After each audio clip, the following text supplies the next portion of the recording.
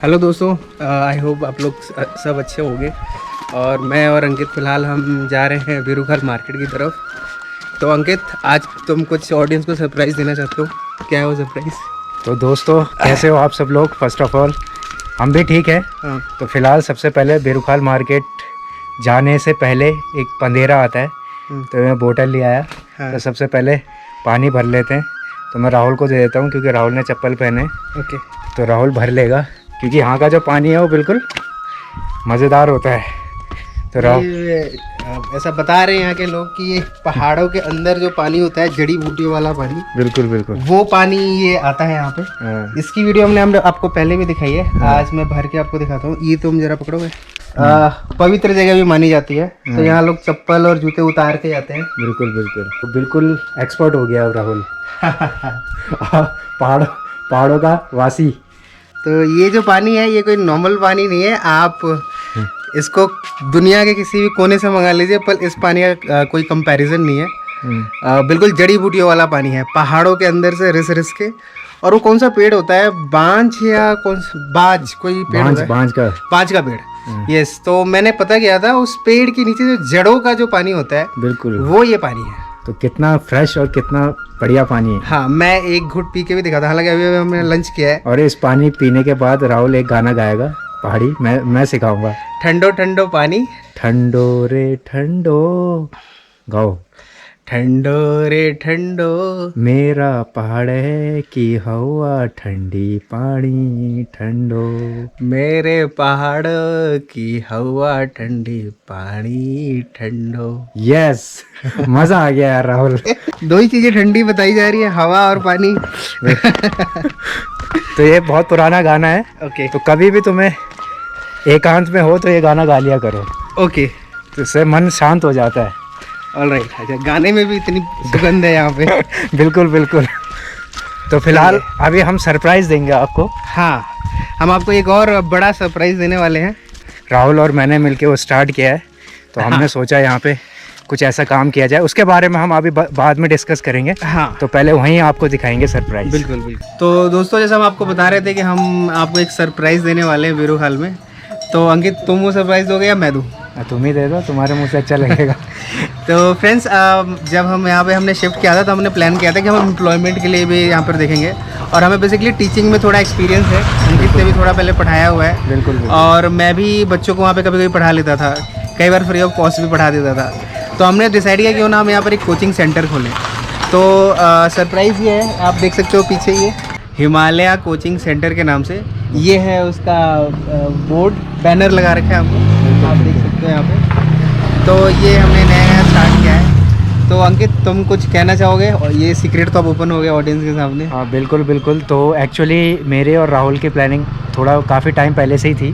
तो हमने पहले से ही डिसाइड किया हुआ था कि पहाड़ में रहेंगे, क्योंकि राहुल ने कहा था कि पहाड़ उसे अच्छे लगते हैं, पहाड़ में शिफ्ट होना चाहता है। हाँ। तो बस यही प्लानिंग हमारी थोड़ी सक्सेस हो गई, क्योंकि हमने सोचा था, हमने ठान ली थी कि यहाँ पे कोचिंग सेंटर खोलना है।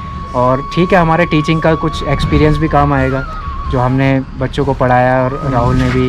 तो अब बेसिकली यहाँ पर आने के बाद हमें थोड़ा प्रॉब्लम था कि हम यहाँ पे करेंगे क्या एम्प्लॉयमेंट के लिए। तो हमने यहाँ पे कोचिंग सेंटर खोला है, और सिर्फ एम्प्लॉयमेंट के लिए नहीं खोला, हम यहाँ पे बच्चों को एडुकेट भी करना चाहते हैं। यहाँ पे एजुकेशन की बड़ी प्रॉब्लम है। बिल्कुल। जो गवर्नमेंट स्कूल हैं वहाँ पे पढ़ाइयाँ, मुझे कहना नहीं चाहिए पब्लिक के सामने, पर गवर्नमेंट स्कूल में पढ़ाइयाँ यहाँ पे अच्छी नहीं होती है, ये पता चला है हमें। तो हम ये ट्राई कर रहे हैं कि जितना बच्चों को हम एडुकेट कर सकें उतना बेटर होगा। और ये अभी राहुल को तो अभी पता चला है, नया है, लेकिन मैं यहाँ पे काफ़ी टाइम से पहले रह रहा हूँ। तो बच्चे भी गवर्नमेंट स्कूल में यहाँ पे कम बच्चे हैं, क्योंकि जितने भी बच्चे हैं, जितने भी लोग हैं यहाँ से शिफ्ट हो गए, माइग्रेट कर गए। तो यहाँ पे बच्चे ऑलरेडी बहुत कम है। तो और कम बच्चे हैं कोई बात नहीं, लेकिन ये है कि एजुकेशन जैसे उनको मिलनी चाहिए उस हिसाब से मिल नहीं रही है। तो और यहाँ पे जब मैंने देखा कि यहाँ पे कोचिंग सेंटर भी नहीं है, तो हमने सोचा यार क्यों ना कोचिंग सेंटर यहाँ खोला जाए। और ठीक है, थोड़ा बच्चों को भी पढ़ा लेंगे। तो हम आपको दिखाते हैं कि हमारा कोचिंग सेंटर कहाँ है। बिल्कुल बिल्कुल, कोचिंग सेंटर दिखाते हैं। और राहुल जो है, अभी राहुल की कुछ और बातें मैंने पूछनी है राहुल से। अच्छा, वो भी बताएगा। ठीक है। हेलो दोस्तों, तो आपका हिमालय कोचिंग सेंटर में स्वागत है। आप लोग सोच रहे हो कि इससे क्या हो गया। तो मैंने बताया था कि जैसे अंकित और मैंने यहाँ पे एक कोचिंग सेंटर खोला है।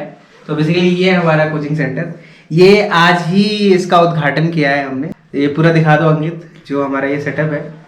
और ये स्पेस लिया है हमने। ये स्पेस लिया है तो यहाँ पे बच्चों को पढ़ाने के लिए बढ़िया है। और यहाँ पे कंप्यूटर भी लगा रखा है हमने, ताकि कंप्यूटर की कोचिंग देने के लिए। तो जैसे जैसे स्टूडेंट्स बढ़ते जाएंगे हम यहाँ पे कंप्यूटर्स और भी बढ़ाते जाएंगे। और साथ में इंग्लिश स्पीकिंग का कोर्स भी हम यहीं पे करा रहे हैं। और हमने नीचे, इसके नीचे एक और स्पेस है, तो हमने उसको भी अभी बुक करा रखा है कि अगर बच्चे ज़्यादा हो गए, क्योंकि यहाँ पे ज़्यादा कितने बच्चे आ सकते हैं? 15? यहाँ पे अप्रोक्स 15। पर अगर बच्चे ज़्यादा हो गए, 40-50 हो गए, तो उस केस के लिए हमने एक नीचे और स्पेस ले रखा है, तो हम आपको अगले वीडियो में दिखा देंगे। ये जरा एक बार पैम्पलेट दिखा दो हमारे ऑडियंस को।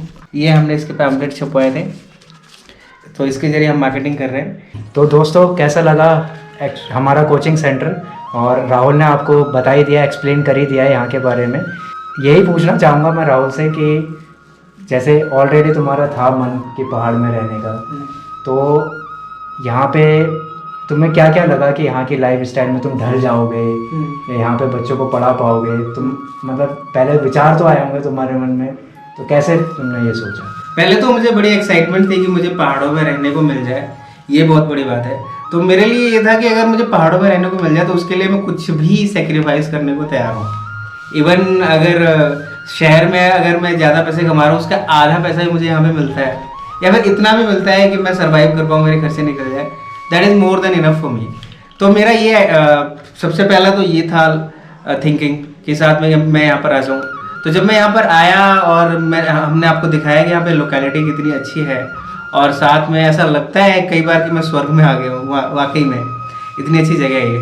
तो उसके बाद फिर यही था कि कुछ, जैसे हम यूट्यूबर हैं, यूट्यूब से हमारी अर्निंग होती है, पर साथ में हम ये एक कोचिंग सेंटर खोल लेंगे तो बच्चों को एजुकेशन भी दे देंगे, और साथ में हमारा कुछ इनकम भी जनरेट हो जाएगा। तो अब तक तो काफ़ी अच्छा ही रहा है एक्सपीरियंस, सब कुछ बढ़िया चल रहा है। और तुम बताओ? बस यही कहना चाहूँगा कि बेरुखाल के लोग, बेरुखाल ब्लॉक के लोग, अगर बेरुखाल ब्लॉक में जो जितने भी गांव आते हैं उसके आसपास जितने भी लोग हैं वो देख रहे होंगे।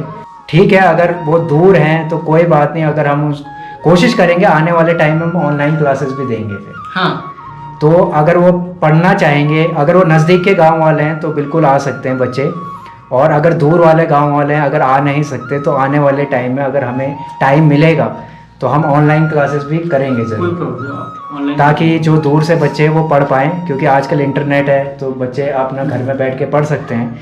लेकिन हमारी कोशिश यही रहेगी कि पहाड़ों में भी एजुकेशन जो है, जो एजुकेशन लेवल है वो बहुत अच्छा है निकले, और यहाँ से भी बच्चे बहुत अच्छे जाएं। जैसा हम कहते हैं 80% रिज़ल्ट आ गया या 90% रिज़ल्ट आ गया, लेकिन उस 90% रिज़ल्ट का तब फ़ायदा है जब वो सही में उसने एजुकेशन ले रखी हो। मेरा मतलब है कि अगर कोई 10th पास है या 12th पास है, तो अगर उसने कोई क्लासेस पास कर रहा है तो उसको उतनी नॉलेज भी होनी चाहिए।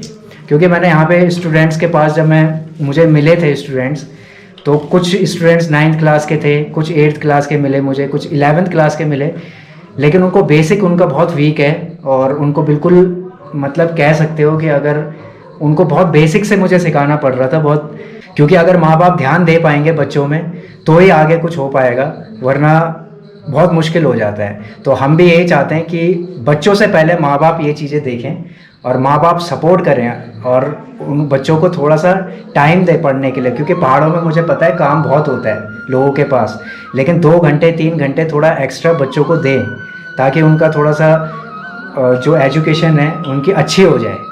ताकि कोई बात नहीं यार, जॉब मिले ना मिले, लेकिन कम से कम एक कॉन्फिडेंस लेवल तो होता है बच्चे के मन में कि हाँ मुझे आता है।